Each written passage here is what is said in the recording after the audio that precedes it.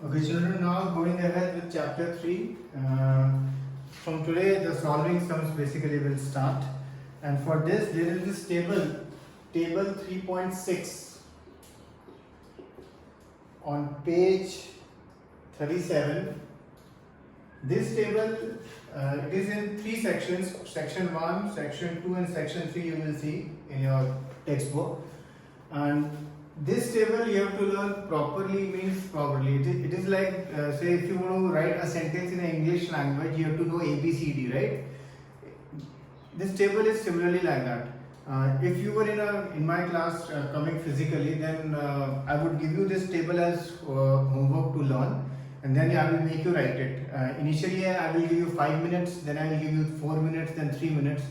Basically this table you have to know by heart. By heart means by heart totally, completely. And the reason is this table is worth 5 to 8 marks. This table as such is not asked anywhere directly, but contents from this are useful in doing 2-3 types of sums, which will be seen. Now the thing is, this table, if you see right now, it is in first 3 sections. In one section it is written 1, in one section it is written 2, and in one section it is written 3. Basically जो 1 के जितने values हैं उन सब का valency 1 है, ठीक है. 1 प्लस या minus that you don't worry about right now.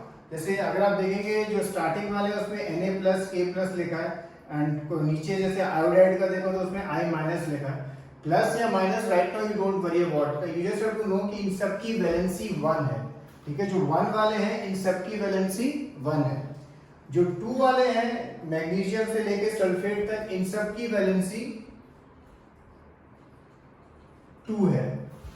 और जो सबसे नीचे जो थर्ड कॉलम है इन सब की वैलेंसी 3 है, ठीक है. आपको इस तरह से याद रखना है कि 1 वाले जितने एलिमेंट्स हैं वो याद रखने हैं, उनका नेम एंड स्ट्रक्चर, उनका जो सिंबल है Na, जो सोडियम का Na, तो Na आपको याद रखना है. फॉर एग्जांपल अमोनियम का है NH4, तो आपको NH4 याद करना है. और इसमें जैसे लिखा है अमोनियम का NH4 प्लस, तो प्लस सिंगल प्लस, तो इसलिए उसकी वैलेंसी हम बोलते हैं 1. एनीवे, तो आपको वैलेंसी का ऐसे आपको याद रखना है कि ये वैलेंसी 1 है इन सब की वैलेंसी 2 है, इन सब की वैलेंसी 3 है. अभी यूज कैसे करते हैं अब हम वो देखेंगे एक मिनट. अब जैसे वाटर है, ठीक है, वाटर का सिंबल आप सबको मालूम है H2O है, ठीक है. ये सिंबल पर आया कैसे, थॉट अबाउट दैट. तो आया कैसे, जैसे हाइड्रोजन है ये और ये ऑक्सीजन है, ठीक है.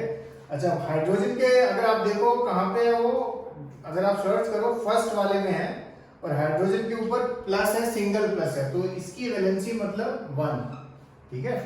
और फिर O stands for oxide. Oxide अगर आप देखो नीचे नंबर 2 में है ऑक्साइड, और उसकी वैलेंसी क्या है 2, तो उसके नीचे 2 लिख देना और फिर क्रॉस मल्टीप्लाई, तो ये आपका फिर बनता है H2O.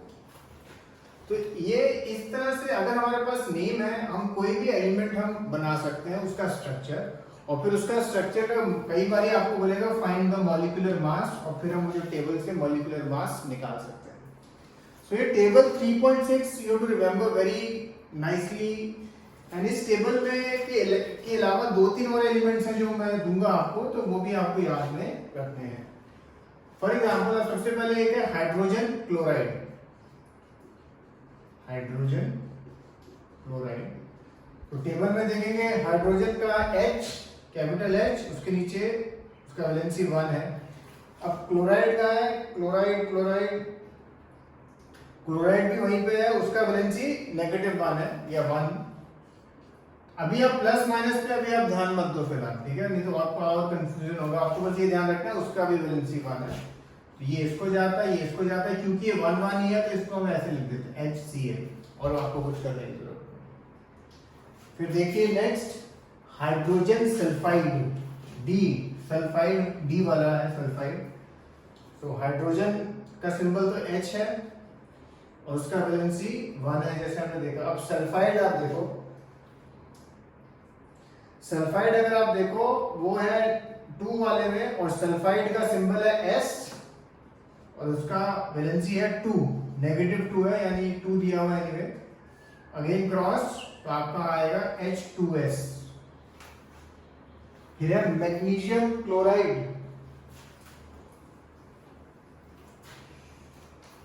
मैग्नीशियम अगर हम देखें Mg और उसका वैलेंसी है 2, तो यहाँ 2 लिखेंगे। क्लोराइड अभी हमने देखा वैलेंसी 1 है, अगेन क्रॉस, तो ये MgCl2।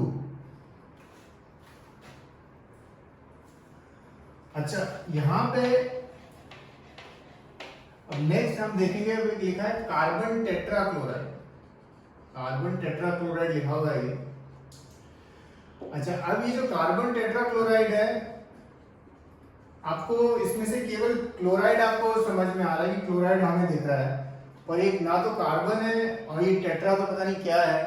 तो कार्बन की वैलेंसी 4 होती है, ये आपको एक लिखनी है, ठीक है। कार्बन की वैलेंसी 4 होती है, ठीक है। कार्बन की वैलेंसी 4 होती है और उसका सिंबल C यानी कैपिटल C। तो ये जब आप अपनी टेबल में ये एक ऐड कर देना, कार्बन वैलेंसी 4 और सिंबल कैपिटल C।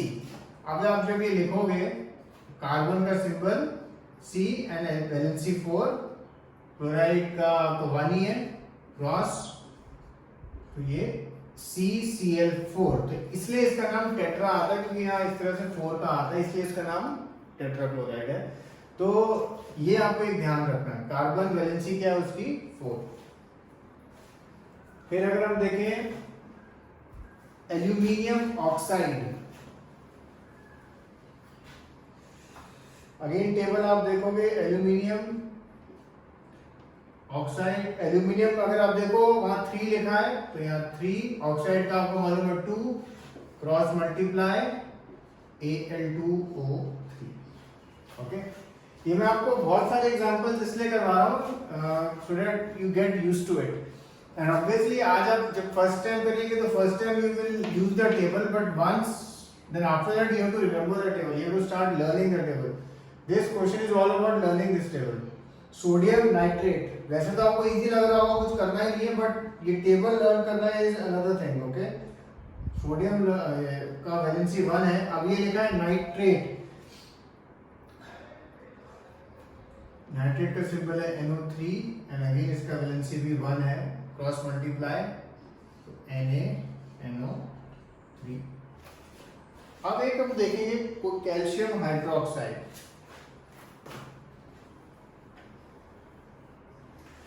कैल्शियम का सिंबल Ca और इसका वैलेंसी है 2। हाइड्रोक्साइड, हाइड्रोक्साइड अगर आप देखेंगे पहले में, अच्छा वो O और H है, ये दोनों एक साथ है और इनका वैलेंसी 1 है। अब जब आप ये देंगे ऐसे, ठीक है, तो इसको अगर आपने जैसे कैल्शियम तो एक है तो एक, और ये OH तो ये 2, अगर आपने ऐसे लिखा तो ये गलत हो जाएगा। क्यों? क्योंकि ये O और H दोनों को 2 देना है, तो इसको लिखने का एक ढंग होता है, वो ऐसे ब्रैकेट लगा के और ऐसे, ठीक है। तो जब भी इस तरह से सम आए ना कि 2 है एक साथ और उनको आप दे रहे हैं, तो उसको ऐसे ब्रैकेट लगा के ये लिखना होता है। ओके, तो ये है कैल्शियम हाइड्रोक्साइड। सोडियम कार्बोनेट आप लोग लिख लेना अपने आप। अब एक दिखाना चाहता हूँ अमोनियम सल्फेट। अब आप अमोनियम देखेंगे तो वो है, उसका सिंबल NH4, ठीक है, 4 लिखना जरूरी है। NH4 जो नीचे वाला होता है वो इस सिंबल में इंक्लूडेड होता है, उसका वैलेंसी दिया आपको 1। और फिर सल्फेट, सल्फेट अगर आप देखेंगे नंबर 2 में है, उसका सिंबल है SO4 और उसका वैलेंसी है 2। अब आप क्रॉस करेंगे और अगेन आप यहां देखेंगे 2 है, इन दोनों को जाना है, तो इसलिए NH4 ब्रैकेट 2 और ये SO, ठीक है। तो इसको आप ऐसे लिखें। फिर लिखा है कॉपर नाइट्रेट। अच्छा, अब जब कॉपर नाइट्रेट पे आते हैं, आपको दिखता है एक ये कॉपर और एक ये, 2 दिखते हैं आपको कॉपर। एक की वैलेंसी 1 है और एक की वैलेंसी 2 है। तो जब ये कॉपर नाइट्रेट है तो क्या करें? तो इसमें ये ध्यान रखना है, जब ये जो 1 होता है, जब क्यूप्रस होता है तब हम 1 वाला यूज करेंगे, और जब क्यूप्रिक या नॉर्मल कॉपर लिखा हुआ तो 2 वाला यूज करेंगे। इसका मतलब क्या है, जैसे यहाँ लिखा है कॉपर नाइट्रेट का निकालना है, ठीक है, कॉपर नाइट्रेट, तो कॉपर नाइट्रेट का निकालना है, तो इसका मतलब है आप ये वाला यूज करेंगे जिसमें कॉपर की वैलेंसी आपको कितनी दी है 2, फिर नाइट्रेट NO3 और उसका वैलेंसी 1 है, क्रॉस मल्टीप्लाई तो Cu ब्रैकेट NO3 और बाहर ब्रैकेट लगा के ट्वाइस, ठीक है, कॉपर नाइट्रेट। तो जब कॉपर या क्यूप्रिक हो तो ये 2 वाला यूज करना, ओके। तो ये आप अगेन अपनी टेबल में ये चीज आपको लिखनी होगी, पेंसिल से लिख देना। सिमिलरली अब जैसे लिखा है क्यूप्रस आयोडाइड, ठीक है, क्यूप्रस आयोडाइड, क्यूप्रस में आपको जैसे बताया ऊपर वाला उसकी वैलेंसी कितनी है 1, और फिर आयोडाइड, आयोडाइड का सिंबल उसकी वैलेंसी भी 1, क्रॉस मल्टीप्लाई तो ये Cu, ठीक है। तो जब 1 लिखा होगा तो क्यूप्रस वाले में और 2 में क्यूप्रिक या कॉपर। सिमिलरली अगर आप देखेंगे एक और है इसमें, वो है आयरन, ठीक है, आयरन में भी अगर आप देखेंगे जो 2 वाला है उसमें आप लोग फेरस यूज करना,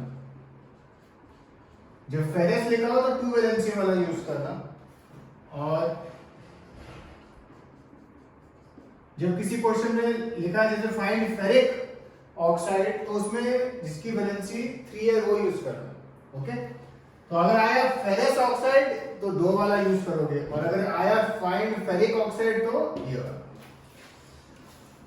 तो ये 2 चीजें आप अपनी इसमें मेंशन करना, और एक मैंने कार्बन का भी आपको बताया, उसका वैलेंसी मैंने आपको बताया 4। तो ये तो मैं आपको दूंगा लिखने के लिए। अब आप अगर आप 1 सेकंड के लिए देखें, मैं चाहता हूं आप लोग खोलें पेज नंबर 39,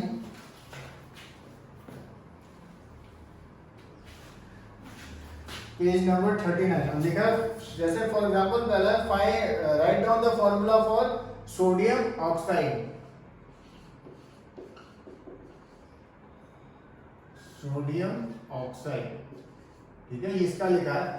तो मेरे पास फर्स्ट वाला एक जस्ट फॉर रेफरेंस, सोडियम का सिंबल Na और उसका वैलेंसी हम देखते हैं 1, ऑक्साइड का सिंबल O और उसका वैलेंसी 2, क्रॉस मल्टीप्लाई आपको मिलता है Na2, ठीक है। तो इस तरह से करना है आपको, और ये आगे के भी तीनों सम हो जाएंगे, मतलब कि 1 के जो 3 पार्ट्स हैं। अच्छा, अब अगर आप देखो ये क्वेश्चन 2 तरीके से पूछा जाता है। सपोज ये लिखा हुआ है ऐसे, ठीक है, और आपको पूछे क्या इस एलिमेंट का नाम क्या है, तो आपको अगर ये टेबल याद है तो आप रिवर्स में भी आप लिख सकते हो, बोल सकते हो ये सोडियम ऑक्साइड है।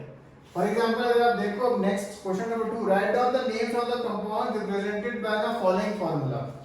अब जैसे पहले में मुझे दिखता है एल्यूमिनियम और वो SO4, तो एल्यूमिनियम मुझे मालूम है, एंड SO4 में जैसे आपको कंफ्यूजन हो सकती है कि ये SO3, जैसे SO3 होता है सल्फाइट, SO4 होता है सल्फेट, यहाँ पे लिखा है SO4 तो इसका मतलब है ये है एल्यूमिनियम सल्फेट। अगर वहां पे वो SO3 होता तो आप लिखते एल्यूमिनियम सल्फाइड। तो इस तरह से ये नेमिंग भी जो है, अगर आपको कंपाउंड दिया आप उसका नेम भी कर सकते हो, ठीक है। So you have to do these 2 questions, okay. Cheers.